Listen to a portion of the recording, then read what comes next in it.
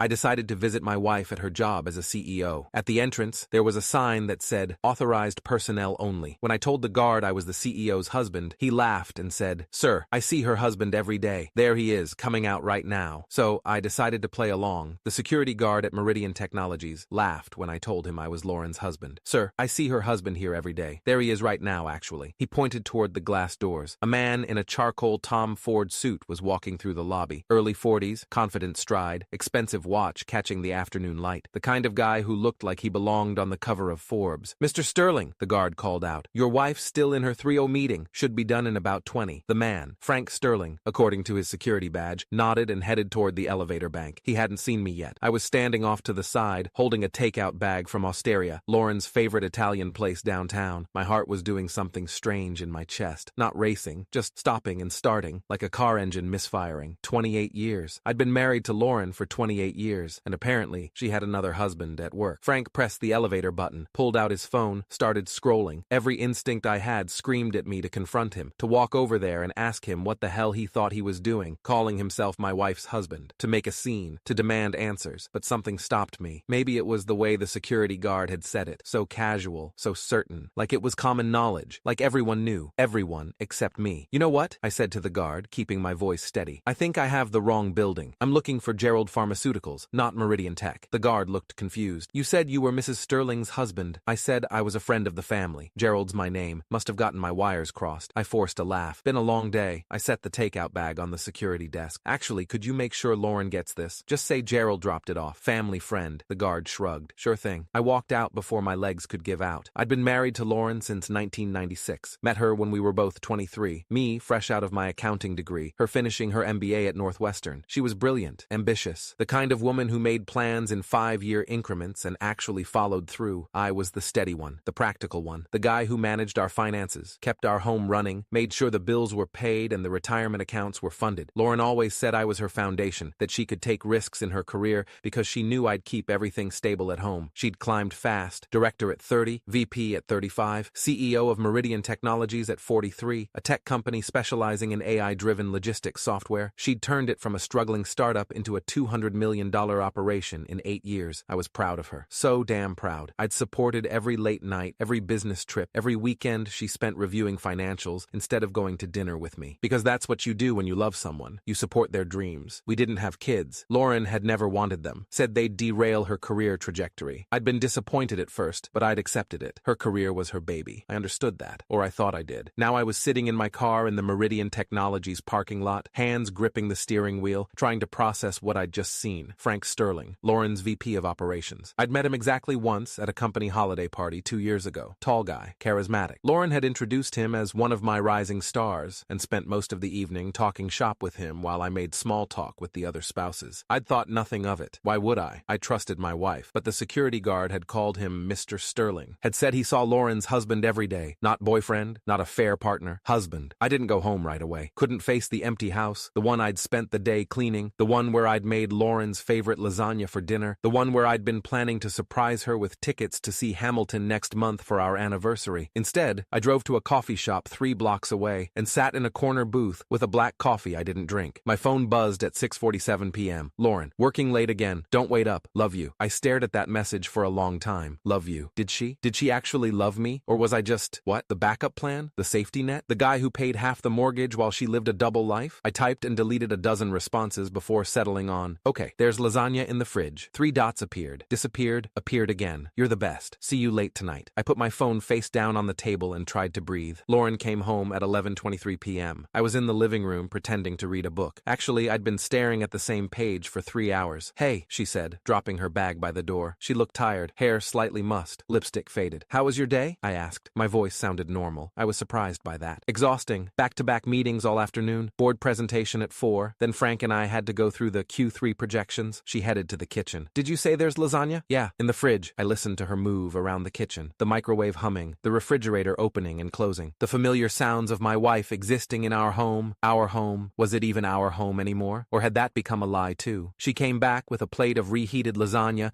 and sat in the armchair across from me. "This is perfect. I'm starving. I actually stopped by your office today," I said casually. "Brought you lunch from Osteria." She paused, mid-bite, just for a second, a tiny hesitation that most people wouldn't notice. But I'd been been married to her for 28 years, I noticed. You did? I didn't get anything. I gave it to Frank Sterling. Figured he could pass it along. Oh, she took another bite. Chewed. Swallowed. He didn't mention it. Maybe it got lost in the shuffle. Busy day, you know. She was lying. Perfectly. Not a single crack in her composure. How is Frank? I asked. Nice guy? He's great. Best VP I've ever worked with. Really gets the vision, you know? We're in sync on pretty much everything. In sync. That's good. Important to have a strong working relationship. Absolutely. She smiled at me. The same smile I'd fallen in love with 28 years ago. Thanks for trying to bring me lunch, though. That was sweet. Anytime. We sat there for a while. Her eating lasagna, me pretending to read. Like a normal married couple on a Tuesday night. Except nothing was normal anymore. I waited until she was asleep. Lauren always slept deeply. Years of running on caffeine and adrenaline had trained her to shut down completely when she finally crashed. By midnight, she was out cold. I went to her study. The door was never locked. Why would it be? I was her husband. She trusted me. Her laptop was on the desk, closed but not locked. I knew her password, had known it for years. It was our wedding date, 061596. I opened the laptop, my hands shaking slightly, feeling like a criminal in my own home. Her email was already open, thousands of messages. I didn't know where to start, so I started with her calendar. The appointments looked normal at first glance, meetings, board calls, conferences, but then I started noticing patterns. Dinner with F, 7 outdoor p.m. at Il Posto. That was 2 weeks ago. Il Posto was a romantic Italian restaurant in the West Loop. Candlelit tables, live piano music, not a place you take your VP for a business dinner. Weekend retreat, Grand Geneva Resort scheduled for last month. I scrolled to the resort's website, $450 a night for the suites. Lauren had told me it was a women's leadership conference. I pulled up her credit card statements, found the charge for Grand Geneva, 2 rooms, both on the corporate card. No, wait, 1 room. The other charge was canceled. 1 room, 2 people. My stomach dropped. I kept digging, found more dinners, more trips, a pattern spanning back nearly 3 years, but it was all coded, all deniable. Business dinners, corporate retreats, team-building exercises. Except Frank's name appeared on every single one. I closed the laptop and went to the bedroom, stood in the doorway watching Lauren sleep. She looked peaceful, innocent. I'd trusted her completely, never questioned, never doubted, and she'd been lying to me for 3 years. The next morning, I called in sick to work. First time in 6 years. I was a senior accountant at Monroe & Associates, a mid-sized firm in the Loop. Good job, stable, boring. The kind of career that pays the bills but doesn't make for interesting dinner party conversation. Lauren made 3 times what I made. I'd never resented that. Her success was our success, or so I'd thought. After Lauren left for work, kissing my forehead and telling me to feel better, I started really digging. I went through every drawer in her study, every file cabinet, every box in her closet, in the back of her jewelry drawer,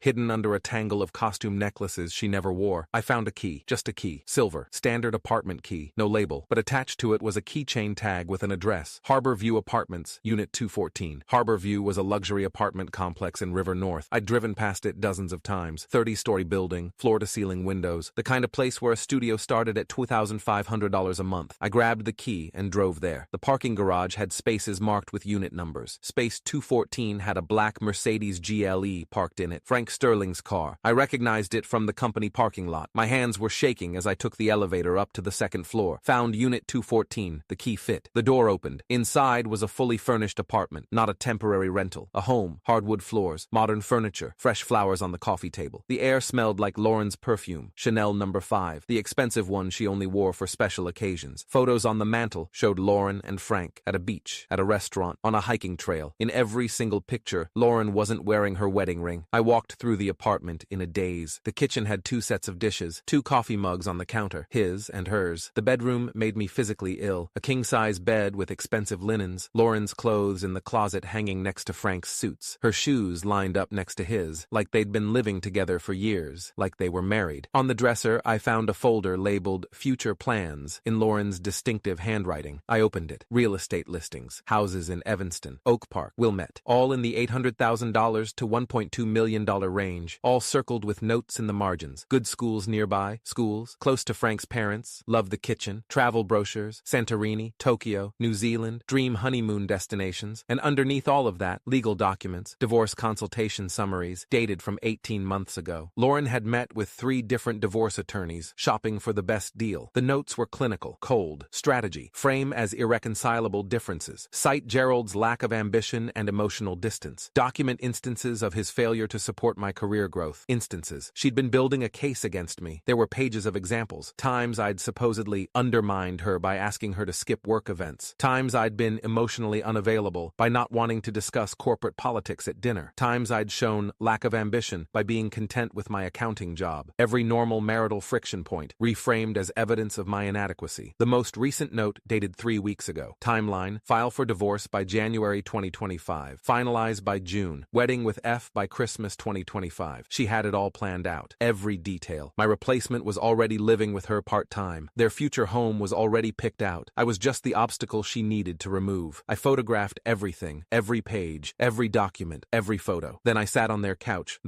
in their apartment, in their secret life, and tried to process the fact that my 28-year marriage had been a lie for at least 3 years. I went back to my car and just drove. No destination, just drove. My phone rang at 3:47 p.m. Lauren. I let it go to voicemail. She called again at 4:15 p.m., then 4:32 p.m., then sent a text. Where are you? Are you feeling better? I didn't respond. At 6 p.m., I pulled into a parking lot and finally listened to her voicemails. Hey honey, just checking in. Hope you're feeling better. Call me when you get this. Gerald. I'm getting worried. You're not answering. Are you okay? Seriously, where are you? I'm about to call hospitals. Please call me back. The concern in her voice sounded so real, so genuine. She was good, really good. I called her back. Oh, thank God, she answered immediately. Where have you been? I was so worried. Just drove around. Needed to clear my head. I'm fine. You scared me. Are you coming home? Home. What a joke. Yeah, I'll be there soon. Good. I'm leaving work early. I'll pick up Thai food on the way. Your favorite. My favorite. She still remembered my favorite food. Still pretended to care about the small details. Sounds good. Love you, she said. Yeah, I replied. You too. I hung up before she could hear the crack in my voice. That night, we ate Thai food at our dining room table. Lauren told me about her day. Some crisis with a client, a difficult board member, the usual corporate drama. I nodded in the right places, made appropriate comments, played the role of supportive husband, all while knowing that in a few months, she planned to divorce me and marry Frank Sterling. After dinner, she suggested we watch a movie. We settled on the couch, her head on my shoulder, just like we'd done 1,000 times before. Except now I could smell her perfume, the expensive one, and I knew she'd been at that apartment today, living her other life with her other husband. Gerald, she said, during a quiet moment in the movie. Yeah? Are we okay? You seem distant. Distant. That word from her notes. Part of her case against me. I'm fine, just not feeling great still. Okay. She squeezed my hand. Let me know if you need anything. I will. We finished the movie, went to bed. She fell asleep almost immediately, curled on her side. I lay awake until 3 a.m., staring at the ceiling, planning my next move. The next morning, I called in sick again. Lauren left for work at 7:15 a.m., kissing my forehead and telling me to rest. The second she was gone, I went back to her study. I'd been an accountant for 22 years. I knew how to find financial irregularities, and now that I knew what I was looking for, the pattern was obvious. Our joint checking account showed consistent deposits from both our paychecks. Mine, $6,200 monthly after taxes. Lauren's, roughly $11,000 monthly after taxes. But our expenses, mortgage, utilities, groceries, insurance, everything, came to about $8,500 monthly. We should have been saving about $8,700 a month. Over 3 years, that should be over $300,000 in savings. Our savings account had $47,000. Where had $250,000 gone? I pulled up Lauren's personal credit card. The one she claimed was for business expenses that get reimbursed. Harborview Apartments, $3,200 monthly rent for 3 years, $115,200. Furniture, $24,000 in purchases from West Elm, Pottery Barn, Crate and Barrel. Travel, $31,000 to various luxury destinations. Dining, hundreds of charges at expensive restaurants. She'd been funding her entire secret life with our joint money, my money. While I'd been eating leftovers and driving a 10-year-old Honda Civic, she'd been playing house with Frank Sterling in a $3,200 a month apartment using money I'd earned. I documented everything, downloaded 3 years of bank statements, credit card records, investment account transfers. Then I started looking at Meridian Technologies' corporate filings. This was where my accounting background really paid off. I knew how to read financial statements, how to spot irregularities, how to see the story behind the numbers, and the story was damning. Lauren had been restructuring the company, quietly, without board approval, to position Frank Sterling as her successor. She'd moved resources into his department, given him control over key accounts, positioned him for a promotion to COO, a position that didn't exist yet. She was building him a golden ladder to the top while making herself look like a kingmaker. But she'd done it by redirecting company resources without proper authorization, by making financial decisions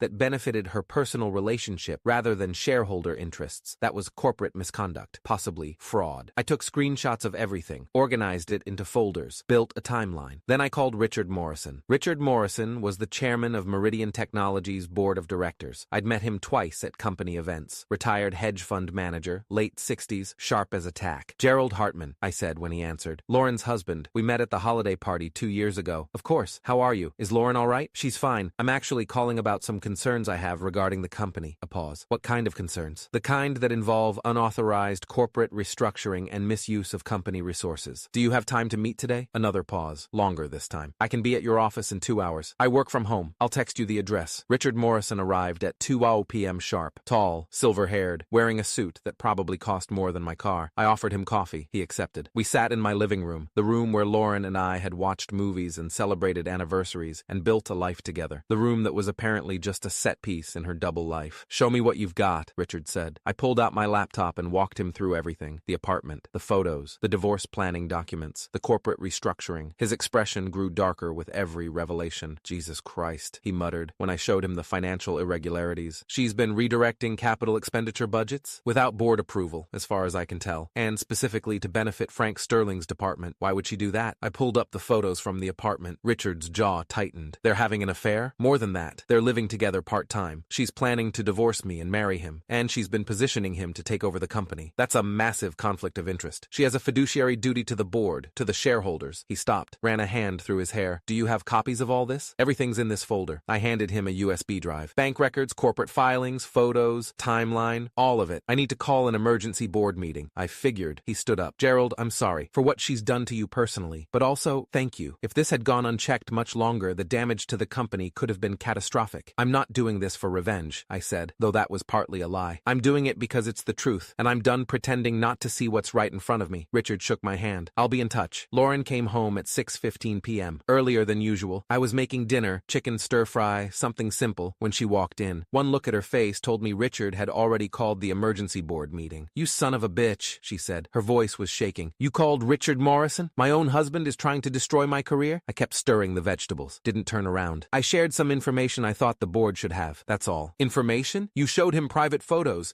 You went through my personal files. Your personal files in our shared apartment. Your personal life funded by our joint bank account. She grabbed my arm, spun me around. This is different. This is my professional reputation. And sleeping with your VP while restructuring the company to benefit him personally? That's professional? Her face went pale. What do you want? She asked quietly. Money? The house? What? I don't want anything from you, Lauren. You set this in motion 3 years ago. I'm just refusing to be the fool while you execute your plan. What plan? I pulled out my phone, showed her the photos I'd taken at the apartment, her face in every picture, the folder labeled Future Plans. This plan, the one where you divorce me by January, marry Frank by Christmas, and live happily ever after in your Evanston dream home. She sat down heavily on a kitchen chair. How did you? I found the key to your other life. Gerald, 28 years, Lauren. I supported every decision you made, every late night, every business trip, every sacrifice, because I loved you, because I thought we were building something together. You were building an exit strategy, and I was funding it. She started crying. Real tears this time, not the manipulative kind. I'm sorry. I never meant for it to happen like this. How did you mean for it to happen? Were you going to tell me before or after you filed for divorce? She didn't answer. That's what I thought. I turned off the stove, grabbed my keys. Where are you going? She asked. Hotel. I'll have divorce papers drawn up by Monday. Wait, there's nothing left to say, Lauren. You made your choice years ago. I'm just catching up. I filed for divorce that Monday. Hired Jennifer Kowalski, a family law attorney with 23 years of experience. She looked at my evidence and whistled. This is one of the clearest cases of marital misconduct I've ever seen. The secret apartment, the financial deception, the documented timeline of her planning to leave you. You're going to do very well in this divorce. I don't care about doing well. I just want out. You should care. She used marital funds to support an affair. That's financial infidelity. Illinois law takes that seriously. The board meeting happened that same afternoon. I wasn't there,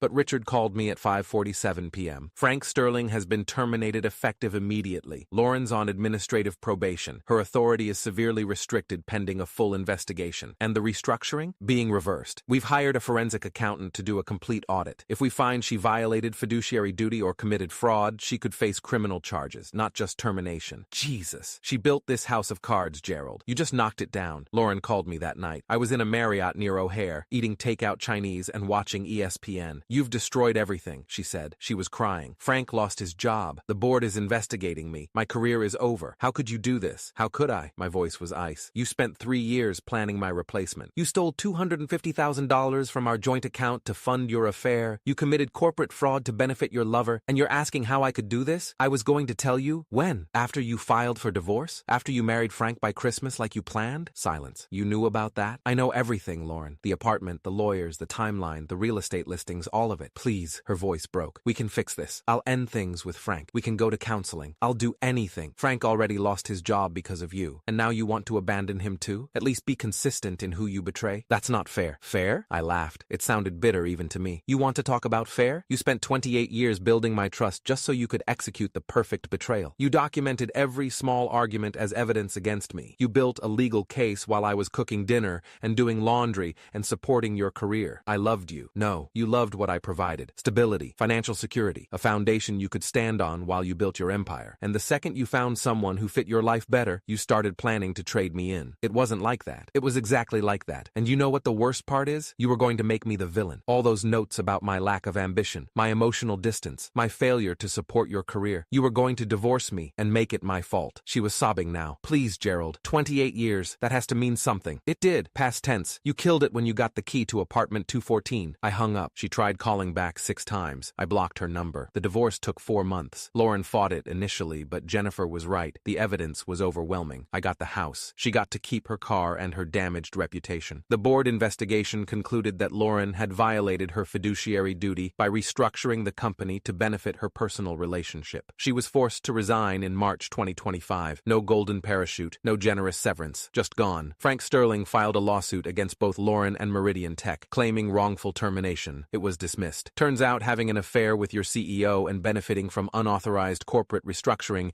is actually a fireable offense. Last I heard, they broke up 3 months after everything collapsed. Frank blamed Lauren for ruining his career. Lauren blamed Frank for not being worth the sacrifice. Neither of them took any responsibility for their own choices. I sold the house in June. Too many memories, too many ghosts. Bought a condo in Lakeview. Smaller, simpler. Mine. Started dating again in August. Nothing serious, just testing the waters, learning to trust again. It's slow going. My therapist, Dr. Sarah Chen, clinical psychologist with 18 years of experience, says that's normal. That betrayal trauma takes time to heal, that I shouldn't rush it. I'm not rushing anything anymore. One day at a time. One choice at a time. One truth at a time. I ran into Lauren once, about 8 months after the divorce finalized. She was at Whole Foods, looking at organic vegetables. She'd lost weight, looked tired. Our eyes met. She froze. I nodded. Kept walking. She didn't follow me. Part of me wondered if I should feel sorry for her. She'd lost everything. Her career, her relationship, her reputation. But then I remembered apartment 214, the folder labeled future plans, the cold, calculated notes about building a case against me, and I didn't feel sorry anymore. I just felt free. 2 years after everything exploded, I got a LinkedIn message from Frank Sterling. I know you have no reason to talk to me, but I wanted to apologize for everything. I knew she was married. I knew what we were doing was wrong. I told myself the marriage was already over, that we were in love, that it justified everything. It didn't. You deserved better. So did everyone at Meridian. I'm sorry. I stared at that message for a long time, then I closed it without responding. Some apologies come too late to matter. Some betrayals don't get forgiveness. And sometimes the best response to someone who helped destroy your life is just silence. People ask me sometimes if I regret how I handled it, if I should have confronted Lauren privately, given her a chance to explain. The answer is no, because she'd had 3 years to explain, 3 years to tell the truth, 3 years to choose our marriage over her affair. She chose Frank, chose the apartment, chose the future she was building without me. I just made sure everyone else knew what she'd chosen. 3 years after the divorce, I'm sitting in my condo on a Saturday morning, drinking coffee and reading the news. My phone buzzes. A text from my girlfriend, Amy, someone I met at a bookstore who knows my whole history and chose me anyway. Brunch at 11? I'm thinking that French place you love. I smile and text back, perfect, see you there. I put down my phone and look out the window at Lake Michigan. The water's gray today, choppy with wind. Behind me, my home is quiet, small, honest. No secret apartments, no hidden lives, no carefully constructed lies, just truth. Simple, painful, free. And you know what? That's enough. That's more than enough. That's everything.